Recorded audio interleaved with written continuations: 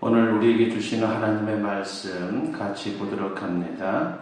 구약성경 사무엘상 27장 1절 말씀부터 7절까지에 있는 말씀 보도록 합니다. 찾으신 줄 알고 제가 봉독해 올립니다. 다윗이 그 마음에 생각하기를 내가 후일에는 사울의 손에 붙잡히리니 블레셋 사람들의 땅으로 피하여 들어가는 것이 좋으리로다.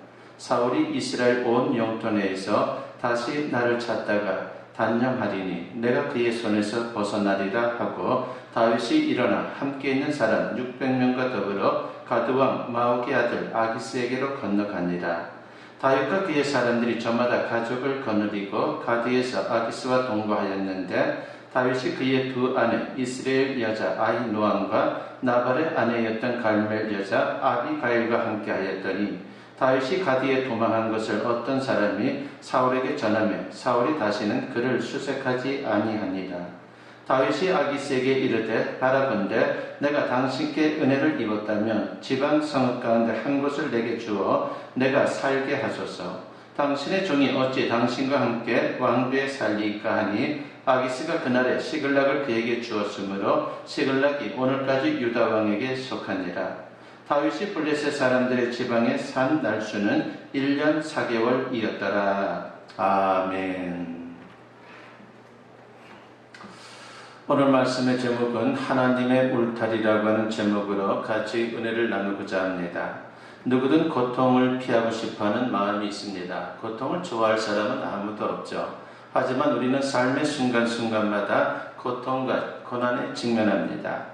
우리의 삶은 그야말로 고통의 연속이다라고 말할 수 있을 것입니다. 신자든 불신자든 모든 인생들에게는 고통이 주어집니다. 얼핏 생각하면 하나님이 전능하시고 사랑의 하나님이시라면 적어도 성도들에게는 고통을 면제해주는 게 당연하지 않는가라고 생각해 볼 수 있습니다. 그러나 이것은 단지 우리의 바람일 뿐일 것입니다. 성경은 성도에게도 천국에 가기 전까지는 고난이 있다라고 분명히 말씀합니다. 사도행전 14장 22절 말씀에 보니까 우리가 하나님의 나라에 들어가려면 많은 환난을 겪어야 할 것이라고 했습니다. 그렇습니다. 성도의 삶은 따뜻한 온실의 안일한 삶이 아니라 세찬 비바람이 불어대는 광야의 고달픈 삶이라고 하는 것입니다. 그러나 그 고달픔이 허무하지 않은 것은 고통을 통해서 성도는 더욱 강해지고 아름다워지기 때문입니다. 그러므로 고통은 성도에게는 연단의 도구라 이렇게 말할 수가 있습니다. 욥기 23장 10절에 보면 이와 관련된 말씀이 나오죠. 그러나 내가 가는 길을 그가 아시나니 그가 나를 단련하신 후에는 내가 순금같이 되어 나오리라고 했습니다. 그렇습니다. 연단은 마치 거친 광물이 용광로를 통과하면서 빛나는 정금으로 다시 태어나는 것과 같습니다. 그런데 이 사실을 알면서도 연약하기 때문에 고통을 이겨낸다는 것이 이만저만 힘든 게 아닙니다. 특히 고통의 시간이 길어지면 더 그럴 것입니다. 어느 정도는 고통을 신앙으로 이겨내다가도 고통의 시간이 길어지면 신앙이 흔들리고 고통 앞에 무릎을 꿇는 그런 경우도 있습니다. 성경에 보면 종종 신앙이 좋은 인물들조차 그런 경우가 있었다라고 하는 것을 우리는 성경을 읽으면서 알게 됩니다. 우리는 그들의 실패담을 읽으면서 좀 더 인내했다라면, 좀 더 큰 믿음으로 극복했다라면 좋았을 텐데라고 하는 안타까운 마음이 들기도 합니다. 그러면서도 막상 나의 삶의 현실로 돌아오면 우리 역시 그런 아쉬운 장면을 종종 연출하곤 합니다. 이것이 우리의 문제일 것입니다. 그러나 명심할 것은 고통 때문에 신앙을 잃는다면요, 결코 유익이 없다라고 하는 것입니다. 우리는 코로나19로 반년 가까이 고통의 시간을 보내고 있습니다. 그런데 우리의 희망과는 달리 이 고통이 언제 끝날지 모른다는 것이죠. 불확실한 미래라 이렇게 말할 수가 있을 것입니다. 문제는 고통의 시간이 길어질수록 믿음이 흔들릴 수 있다는 것입니다. 그런 면에서 오늘 본문에 나타난 다윗의 이야기는 대단히 중요한 교훈을 우리에게 주고 있습니다. 다윗이 범한 가장 큰 실수는 긴 고통 중에 하나님의 울타리를 넘은 것입니다. 다윗은 하나님께서 일찍이 이스라엘의 차기 왕으로 선택한 인물입니다. 그는 충성스러운 군인이며 그리고 신하였지만 사울왕은 그를 시기하여 계속해서 핍박하고 심지어 다윗을 죽이려고 했습니다. 할 수 없이 다윗은 도피 생활을 해야만 했습니다. 그러면서 어느덧 8년이라고 하는 시간이 흘렀습니다. 그동안 어려운 고비도 많았지만 하나님의 은혜로 위기를 잘 넘길 수가 있었습니다. 그리고 다윗도 하나님을 의지하고 말씀을 지키는 삶을 견지했습니다. 심지어 사울왕을 결정적으로 죽일 수 있는 기회가 몇 번 있었지만 그때마다 그에게 손을 대지 않았습니다. 그런데 시간이 흐를수록 사울은 더 거세게 다윗을 추격했고 이런 상황에서 다윗의 마음이 흔들렸습니다. 다윗이 생명의 위협을 심각할 정도로 느낀 것이죠. 부하들 600명과 거기에 딸린 가족들까지 생각해보면요, 그 숫자가 작은 숫자가 아닙니다. 한 3천여 명의 사람들, 바로 그 사람들의 안전과 양식 문제 때문에 다윗은 심각한 고민에 빠지고 말았습니다.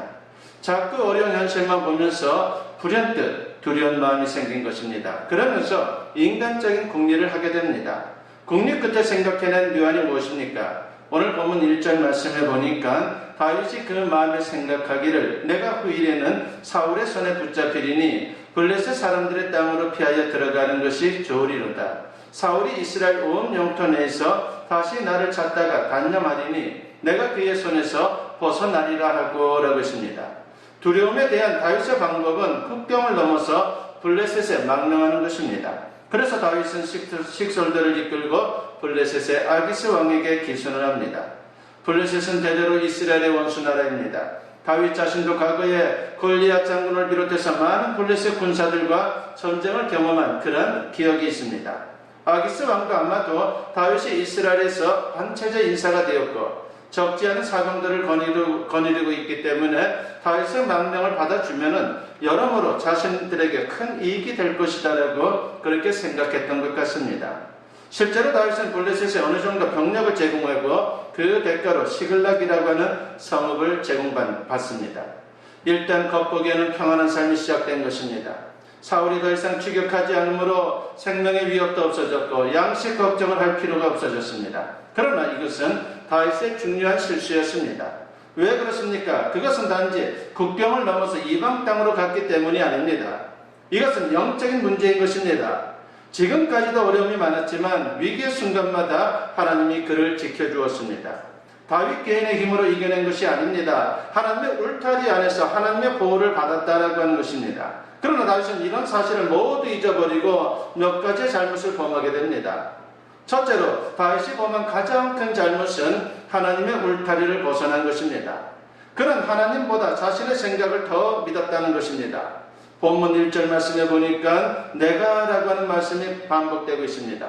여기서 보듯이 다윗은 하나님보다 이방 왕의 힘과 능력을 믿었다라고 하는 것입니다. 이미 그의 마음의 무게중심은 세상으로 이동해 있었습니다. 그의 믿음이 흔들리고 있다라고 하는 것을 보여주는 것입니다. 두 번째로 다윗은 하나님의 말씀을 벗어났습니다. 사무엘상 22장에서 다윗이 모압으로 도피했을 때에 갓 선지자가 모압에 있지 말고 유다 땅으로 들어가라고 권면을 하는 그러한 장면이 있었습니다. 왜 이런 권면을 한 것입니까? 다윗은 이스라엘 왕이 될 사람입니다. 그런데 국경을 넘어 이방 땅으로 가서 이방 세력에게 빌붙어 사는 것, 그것은 옳은 모습이 아니다라고 하는 것입니다. 그것은 하나님을 불신하는 행위입니다. 다윗은 하나님의 선택과 보호하심을 신뢰하지 않고 이방인을 신뢰하고 보호를 요청한 것입니다. 이것은 믿음의 사람으로서 바람직한 처신이 아닙니다.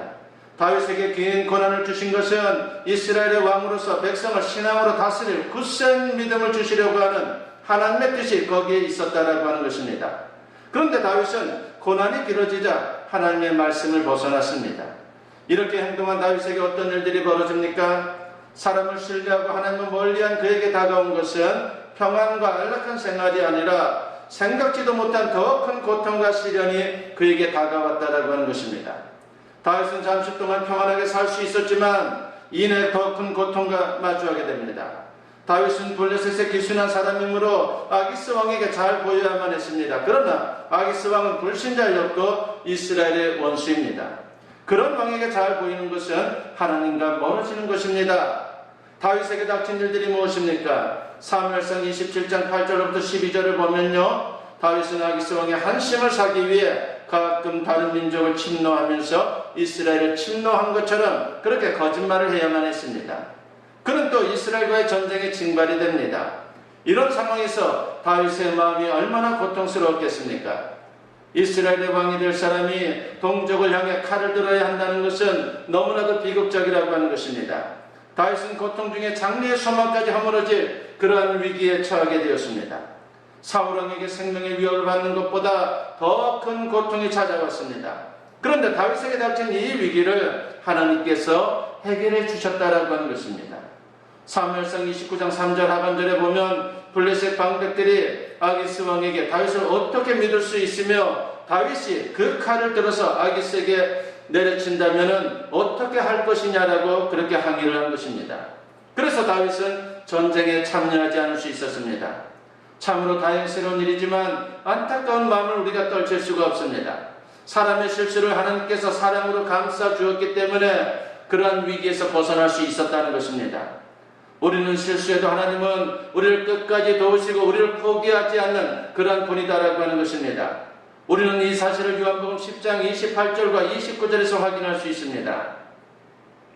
내가 그들에게 영생을 주노니 영원히 멸망하지 아니할 것이요 또 그들을 내 손에서 빼앗을 자가 없느니라. 그들을 주신 내 아버지는 만물보다 크심에 아무도 아버지 손에서 빼앗을 수 없느니라 것입니다.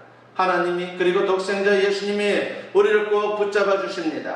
누구도 어느 것도 그 손에서 우리를 빼앗아갈 수 없습니다. 어두운 밤길에 아버지가 아이를 얻고 갑니다.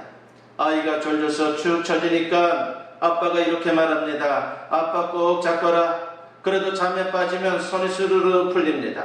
하지만 아빠는 절대로 손을 놓지 않습니다. 더 세게 꽉 붙잡고 갑니다. 하나님도 자녀된 우리에게 그렇게 해주십니다. 이것을 가르쳐서 성도의 견인이라 이렇게 말합니다. 우리가 인내하고 믿음을 지키는 것 같은데 사실 알고 보면 하나님이 우리를 붙잡아 주신다라고 하는 것입니다. 그러나 때로는 하나님의 사랑이 징계로 나타날 때가 있다라고 하는 것입니다. 사무엘상 30장 1절 하반절에 보면 시글락이 침노를 당해서 잿더미가 됩니다. 원정을 갔던 다윗의 군사들이 3일 만에 집에 돌아왔더니만 모든 것이 잿더미가 되고 말았습니다. 아말렉이 노력한 것입니다. 건물과 가옥들을 다 불태우고 여인들을 포로로 끌고 갔습니다. 참담한 현실이 다윗과 다윗의 군사들 앞에 펼쳐졌습니다. 다윗과 군사들은 울 기력이 없도록 울었고 그것으로 그치지 않고 부하들은 흥분해서 다윗을 돌로 치려고 했습니다. 이것은 다윗에게 내리는 하나님의 징계였습니다. 히브리서 12장 6절 말씀에 보면 주께서 그 사랑하시는 자를 징계하시고 그가 받아들이시는 아들마다 채찍질 하심이라고 말씀을 합니다. 하나님의 사랑은 다윗에게 징계를 내리는 것으로 나타났습니다. 그렇다면 다윗의 모습을 통해 어떤 교훈을 얻을 수 있습니까? 어렵고 힘들어서 하나님의 울타리를 넘어가서 세상과 타협하면 편하고 문제가 금방 해결될 것 같지만 결코 그렇지 않다라고 하는 것입니다. 평안이 주어집니까? 아닙니다. 더 큰 고통이 다가온다는 것입니다. 이 고통은 하나님을 떠난 하나님의 백성을 하나님께로 돌아오게 하는 하나님의 사랑이다라고 하는 것입니다. 그것은 어쩌면 마지막 기회일 것입니다. 그래서 고통과 징계를 통해 하나님께 돌아오는 것은 그나마 다행이지만 결코 그 모습은 바람직한 것이 아닙니다. 그러므로 아무리 긴 고통의 시간이 닥쳐와도 결코 하나님의 울타리를 넘어가서는 안 됩니다. 우리는 어려울수록 하나님께 피해야 합니다. 이 세상에서 가장 안전한 것은 하나님 품입니다. 그런데 세상에는 돈을 피난처로 삼는 자들이 얼마나 많습니까? 권세를 피난처로 삼는 자들이 얼마나 많습니까? 우리 믿음의 사람들 중에도 이런 사람들이 있다라고 하는 것입니다. 그러나 성경은 우리에게 이렇게 공고합니다. 시편 91편 2절 말씀에 보니까 나는 여호와를 향하여 말하기를 그는 나의 피난처요 나의 요새요 내가 의뢰하는 하나님이라 하리니 라고 했습니다. 그러므로 문제가 심각하면 심각할수록 더욱 하나님을 의지하는 우리의 모습이 되어야 합니다. 우리가 잘 아는 한나에게는 심각한 문제가 있었습니다. 아이를 낳지 못하는 것이었습니다. 그때 한나가 무엇을 합니까? 더욱 하나님을 의지하면서 하나님께 간절히 기도했습니다. 주님을 떠나는 그런 모습이 아니라 하나님께 더 가까이 다가가는 그런 신앙의 모습을 통해 그런 주님의 은혜를 구했다라고 하는 것입니다. 결국 문제 때문에 한나는 오히려 위대한 신앙인이 되었습니다. 요셉이 애굽으로 팔려가지 않았다면 애굽의 국무총리가 될 수 없었을 것입니다. 모세가 40년 동안 광야 생활을 했기 때문에 하나님이 인정할 만한 온유한 지도자가 될 수 있었습니다. 문제가 있습니까? 그 문제 붙들고 죽는 것이 아니라, 피하는 것이 아니라 그 문제를 붙들고 하나님을 의지할 수 있는 우리 모두가 되었으면 합니다. 하나님은 우리를 구원하기 위해서 독생자까지 주신 분입니다. 그분을 의지하고 그분께 구하면 하나님께서 반드시 길을 열어주신다라고 하는 것을 우리가 잊어서는 안 됩니다. 요한 웨슬리의 아버지는 성공의 목사님이셨습니다. 그분에게는 19명의 자녀들이 있었죠. 그런데 1년 생활비가 50파운드였습니다. 이 돈은 그 당시 한 아이를 1년 동안 기를 수 있는 비용입니다. 그러니 그 많은 식구들이 이 돈을 가지고 생활한다고 생각해 보십시오. 얼마나 힘들었겠습니까? 거기다가 생활을 위해서 결국은 어떻게 합니까? 빚을 내고 말았습니다. 그러다가 빚을 갚지 못해서 아버지 사무엘 목사님이 고소를 당하게 되었고 결국은 감옥 생활을 하게 됩니다. 이때 웨슬리 어머니 수산나는 법정으로 가는 남편 사무엘 목사님의 팔을 붙들고 이렇게 말합니다. 너무 걱정하지 마세요. 제가 하나님께 기도하겠습니다. 우리의 어려운 일을 하나님께서 틀림없이 해결해 주실 겁니다. 저는 그것을 믿어요. 당신도 너무 걱정하지 마시고 믿음으로 이 고통을 이기도록 하세요 라고 그렇게 말했습니다. 수산나는 남편을 위해 그리고 가정을 위해 하나님께 간절히 기도했습니다. 그녀의 기도는 그대로 이루어졌습니다. 어느 날 버킹엄 공작이 이 사실을 알게 되었고 하나님께서 세우신 목사님이 빚 때문에 감옥살이를 하다니 이게 말이 됩니까? 라고 그렇게 화를 내면서 그 빚을 모두 갚아주었습니다. 그리고 훗날 요한 웨슬리가 공부할 수 있도록 학비까지 마련해 주었습니다. 감옥에서 풀려난 사무엘 목사님이 가족들에게 이런 말을 했다고 합니다. 믿음으로만 살면 되는 거야. 그러면 하나님께서 다 해결해 주시지. 나는 우리의 가난을 이처럼 훌륭한 믿음을 길러주시려고 하나님께서 일부러 주신 선물이라고 생각한다라고는 말을 했습니다. 무거운 짐, 근심, 걱정, 낙심할 만한 것이 있습니까? 하나님을 더욱 가까이 할 수 있기를 바랍니다. 그 문제를 나홀로 쥐고 견디다 못해 쓰러지려 하지 말고 하나님께 맡기고 더욱 하나님을 의지하시기 바랍니다. 그러면 반드시 하나님께서 좋은 것을 거둘 수 있도록 역사하게 될 것입니다. 고린도전서 4장 6절에서 사도 바울은 말합니다. 말씀 밖으로 넘어가지 말라고 말입니다. 우리 그리스도인들은 어려울 때일수록 하나님의 말씀을 지키고 믿고 순종해야 합니다. 그래야 어떤 상황에서도 승리할 수 있는 것입니다. 지금 시대에 하나님께서 우리에게 주시는 말씀이 무엇입니까? 이사야 41장 10절 말씀에 보니까 두려워하지 말라. 내가 너와 함께함이라. 놀라지 말라. 나는 내 하나님이 됨이라. 내가 너를 굳세게 하리라. 참으로 너를 도와주리라. 참으로 나의 의로운 오른손으로 너를 붙들리라 하겠습니다. 그렇습니다. 전능하신 하나님께서 우리 아버지이시고 우리와 함께 하심을 믿는다면 세상 그 어떤 것도 두려울 수 없는 것입니다. 그러므로 하나님이 함께 해주신다라고 하는 임마누엘 신앙은 우리에게 큰 힘과 용기를 주는 것입니다. 코로나19의 두려움이 있는 현실에서 우리는 무엇을 해야 합니까? 말씀을 지키고 말씀을 믿어야 하는 것입니다. 어렵고 두렵기 때문에 하나님의 말씀을 지키지 못한다면 그것은 진정 소중한 것을 포기하는 것이고 그 심령 속에 주님의 평안이 임할 수가 없는 것입니다. 남북전쟁 당시에 링컨의 부관이 걱정스러운 표정을 하면서 링컨에게 물었습니다. 하나님께서 우리 편이 되어 주실까요? 그러자 링컨이 이렇게 대답을 합니다. 자네는 그것이 걱정인가? 나는 우리가 하나님 편에 서 있지 않은지 그게 걱정일세라고 했습니다. 그렇습니다. 우리가 하나님 말씀에 선을 넘지 않으면 두려울 게 없다라고 하는 것입니다. 하나님 안에 있기만 하면 두려울 게 없다라고 하는 것입니다. 하나님은 분명 우리 편이 되어 주실 것입니다. 그래서 승리는 우리 것입니다. 하나님의 울타리 안에 있는 자에게 결코 실패는 없습니다. 승리만 있을 뿐입니다.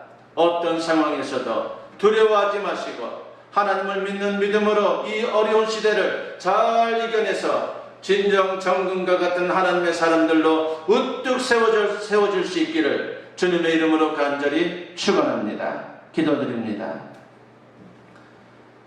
사랑과 은혜가 충만하신 아버지 하나님 감사합니다. 코로나19로 많은 사람들이 두려워하고 있습니다. 우리 믿음의 사람들 중에도 두려움에 빠져있는 사람들이 있습니다. 아버지 하나님, 주님은 두려워하지 말라고 말씀합니다. 우리가 힘들고 어렵다라고 해서 주님의 그 울타리를 벗어나는 것은 어리석은 일이라고 했습니다. 아버지 하나님, 힘들고 어려울수록 더욱더 주님 의지하게 하시고 주님께 가까이 나아가게 하시고 말씀 안에 구할 수 있는 우리 모두가 될 수 있도록 역사하여 주시옵소서. 그래서 그 어떤 상황도 넉넉히 이겨내어 주님께 영광 돌리고 정금 같은 하나님의 사람들로 쓰임받게 하여 주시옵소서. 감사드리옵고 예수님의 이름으로 기도드리옵나이다. 아멘. 이제는 우리 주 예수 그리스도의 은혜와 아버지 하나님의 무궁하신 사랑하심과 성령의 감화감동 역사 충만하심이 오늘 주님께 예배로 영광 돌리며 이제 주님 안에서 진정 주님의 울타리 안에서만 거하기를 다짐하고 주님 말씀 안에서 말씀에 순종하는 인생을 살아가기를 다짐하고 결단하는 당신의 사랑하는 자녀들 위해 지금으로부터 영원토록 함께 하시기를 간절히 축원하옵나이다. 아멘.